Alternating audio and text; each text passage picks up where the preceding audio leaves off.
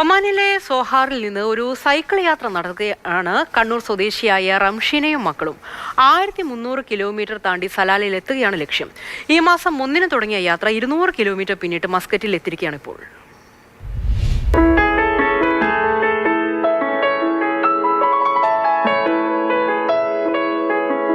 കണ്ണൂർ ജില്ലയിലെ കൂത്തുപറമ്പ് മാനന്തേരി സ്വദേശിയാണ് റംഷീന. 12 വയസ്സുള്ള മകൻ മുഹമ്മദ് ഹന്നാൻ, 11 വയസ്സുള്ള മകൾ ആമിന എന്നിവർക്കൊപ്പമാണ് റംഷീനയുടെ സാഹസിക സൈക്കിൾ യാത്ര.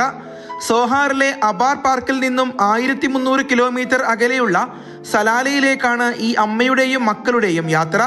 സൈക്കിൾ സവാരി പോലും പരിചിതമല്ലാത്ത വീട്ടമ്മയുടെ യാത്ര എല്ലാവർക്കും അത്ഭുതമാണ്.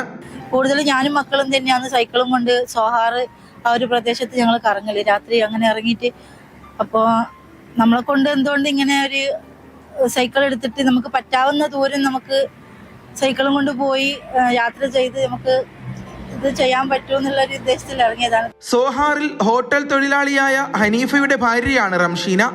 ജോലിയിൽ നിന്നും അവധി ലഭിക്കാത്തതിനാൽ ഹനീഫയ്ക്ക് ഈ യാത്രയുടെ ഭാഗമാകാൻ കഴിഞ്ഞില്ല. ഭർത്താവിന്റെ ചെറിയ വരുമാനത്തിലാണ് കുടുംബം കഴിഞ്ഞു പോകുന്നത്.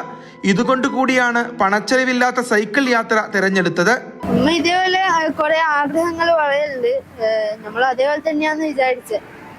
അപ്പം ഇവിടം വരെ എത്തുമെന്ന് വിചാരിച്ചിട്ടില്ല. നമ്മളിപ്പോ 180 കിലോമീറ്റേഴ്സ് യാത്ര ചെയ്തിട്ടുണ്ട്. നമ്മളിപ്പോ വീട്ടിൽ വരെ എത്തി വെക്കുമ്പോ നമുക്ക് ഒരു ആത്മവിശ്വാസം തോന്നുന്നുണ്ട്. ഞങ്ങൾ അവിടെ എത്തൂ എന്നുള്ളൊരു തോന്നൽ ഞങ്ങൾക്ക് തോന്നുന്നുണ്ടായിരുന്നു. സലാലയിലേക്കുള്ള വിജനമായ പാതകളിൽ തനിച്ചുള്ള യാത്ര വെല്ലുവിളിയാണെങ്കിലും ഒമാൻ സുരക്ഷിതമാണെന്ന ബോധ്യം ഇവർക്കുണ്ട്. പല ദേശങ്ങളിലായുള്ള സാമൂഹിക പ്രവർത്തകരുടെ പിന്തുണയുമാണ് മറ്റൊരു ധൈര്യം.